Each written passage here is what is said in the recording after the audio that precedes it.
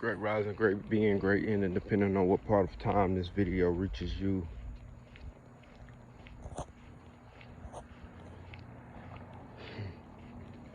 I can't help but to smile sometimes when I think about my journey. You know, and I hope it's the same for y'all. Or I hope you can get to a point where you understand that everything ties into your journey. And when your journey is the right journey, the things that you endure along your journey don't hold too much weight when it comes to the result of the right journey. I just been on the right journey, and I'm just grateful for all the things that have been shown to me and open to me so that I can share these things with you guys.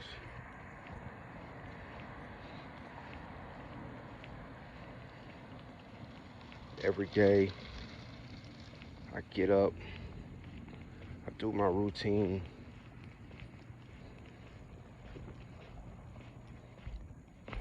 not knowing what the result of that routine is going to bring me. I just got faith in it. I just got faith in where my journey is leading me. I don't really have no real end goal except to be right with God and to be closer with Him and Jesus Christ.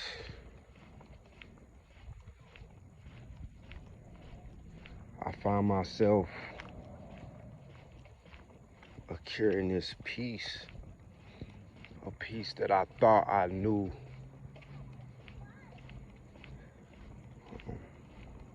So I think about all the things that I used to do in my past that quote unquote brought me peace. That wasn't real peace, you know. That was slight gratification for the previous journey I was on. It wasn't real peace. You know, I find myself finding real peace. What is peace for you? You know, are you experiencing true peace, or are you experiencing a type of peace that you have created for the journey that you on? As I think back and I reflect and I observe not just my life but others, I realize that we don't really seek true peace, because true peace comes with seeking God and following the spirit of Jesus.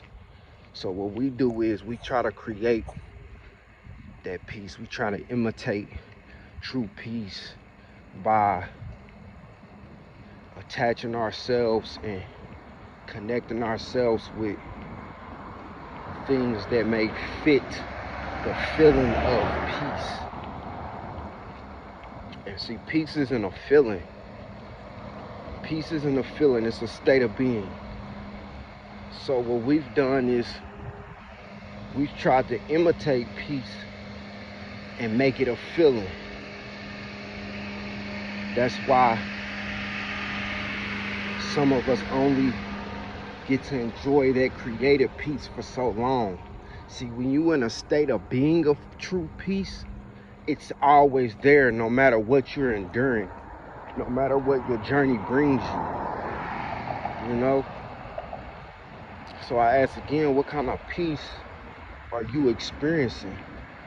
Is this true peace? Or is this just a peace that you've created to imitate the state of being of peace in which we all truly seek and want?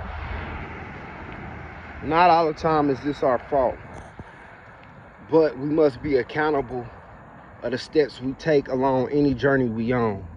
You know, it's our choice to step forward. But what I will say is this world does not make it easy to be in a state of peace, because see, the world operates better off our restlessness. See, it's our restlessness that gets us to abide and to feed into the world a certain way and not God. See, we've created workforce. We've created these conditions on life that God just did not intend for us. And see, because this has been created, this state of restlessness has been created. And it's so accepted worldwide, and it really runs the world, that a lot of us subconsciously just fall into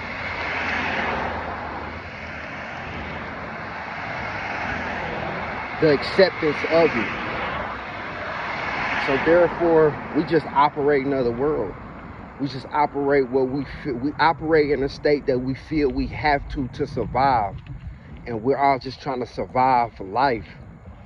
You know, there's only certain things you need for survival.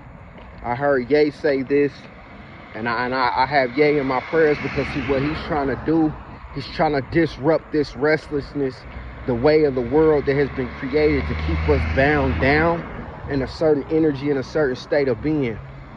But I heard him say that all the things that are a necessity for us to survive life have been controlled and manipulated by a certain percentage of the world, and it's true. You know, and you have to think, what would make somebody do that? What would make somebody want to control the state of survival just for the benefit of their pockets? And that's what's going on in the world. We are not at peace. It's so much corruption, it's so much war, so much diversity, because everybody's in this constant state of restlessness. And we think in order for us to feel this peace, we either have to pick a side or we have to abide by what the world has succumbed to. But I'm here to say, like a lot of other messengers are here speaking out loudly, that the only thing we have to succumb to is the will of God. And that will bring your state of peace in the midst of all this destruction, confusion, confliction, and conflict. You know what I mean? So be careful of the peace that you claim. Because see, if you claiming the wrong peace, that just keeps you binded and blinded to the way of this man-made world. You know, man did not create the world, because man did not create life. Therefore, men are not supposed to have a say-so on the limits of in which we are to survive, for our survival in this world, in our life. I tell us to wake up, because that's literally what we have to do. We have to wake up. We have to, we must. Because if we don't, there's a chance that we will never experience peace. Our children will never experience peace. Our children will just be a part of the generations that have fallen to the exposure of man's way and not God's. I used to be such a worldly person, you know. I used to be into jewelry, watches, money, a lot of women, all that stuff. And I thought because those things gave me some type of gratification or joy, that that was peace. But that's not peace. I have peace now. I have peace now. Even though I'm away from my kids and it hurts me a certain way because of the conditions behind that, I'm still at peace. I still can walk my walk. I still can wake up and be thankful and grateful for the life God has given me, the opportunities that he's placing me in. You know, being able to be within my true self and walk my purpose, you know. And there's so many of us who are lost because They don't know them, so we do not know ourselves. We do not know ourselves because we do not know God. We do not know Jesus Christ. We do not know his real,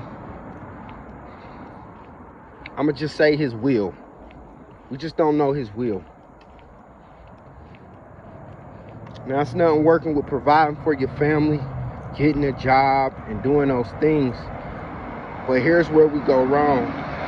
We go wrong when we think that stuff is before God and his will.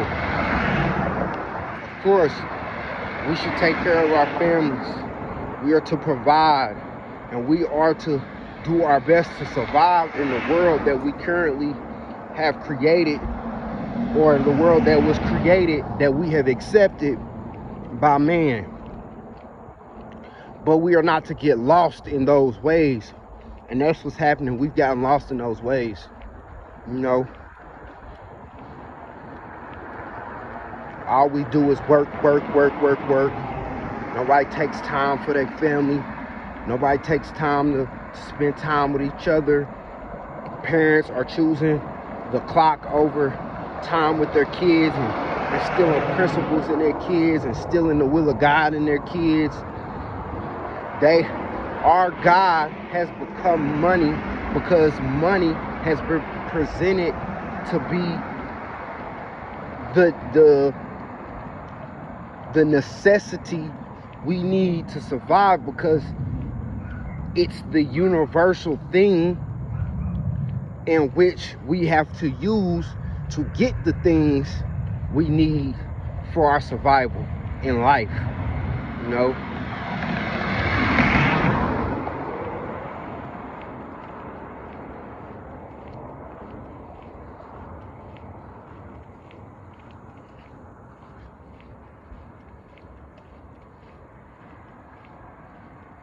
we just gotta wake up, you know, and in order to reshape this world and reshape life, it has to be a collective of us, and it has to be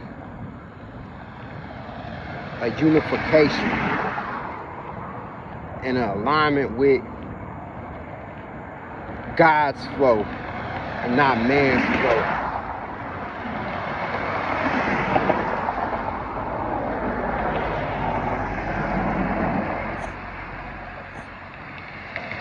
That's why we have so much darkness in the world. That's why we have so much evil, hate, death.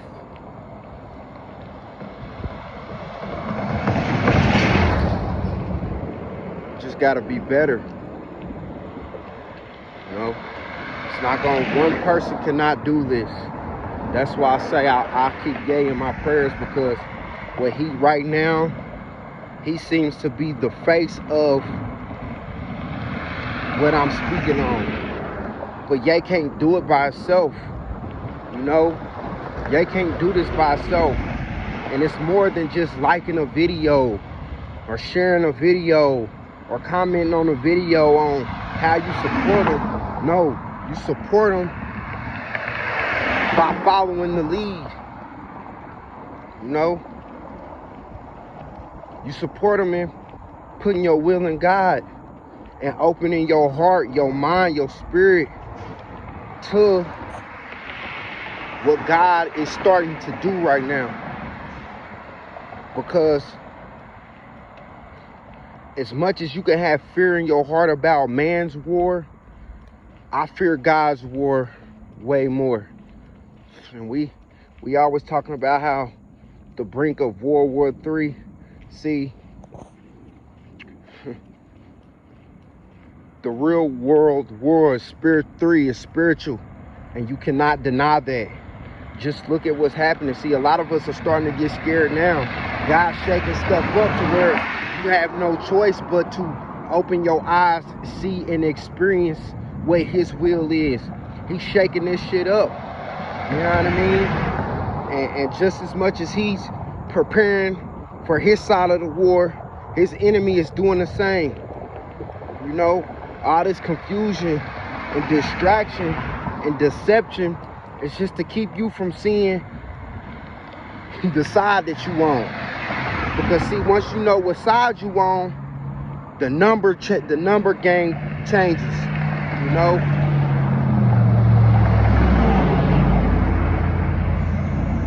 Because a lot of time a war is won through the army and numbers. So as much as we are blind to what the world, what man's world has done, you know, they don't want y'all to see what's going on, because the longer y'all blind, the longer y'all on the side against God. That's you on the wrong army. You on the wrong side. So you got a lot of us, a lot of light workers, a lot of people of truth, a lot of people of change who are trying to open y'all eyes to what side y'all on. They don't want that. They want you to think you have peace. They want you to think that what you're choosing to do is just what you have to do. You know? It's always choice. You know, you always have a choice. It's your choice to stay blinded. It's your choice to not be blind. It's your choice to seek the truth that you seek. You know? And if you made it through this video this far, you starting to wake up, and you starting to see what side you've been on, and it's starting to register, and you starting to understand that you've been tricked. Don't be tricked. Don't get comfortable with man's peace. Seek the peace with God. As always, never give up, never settle. Always be yourself with God's will. One love. One love.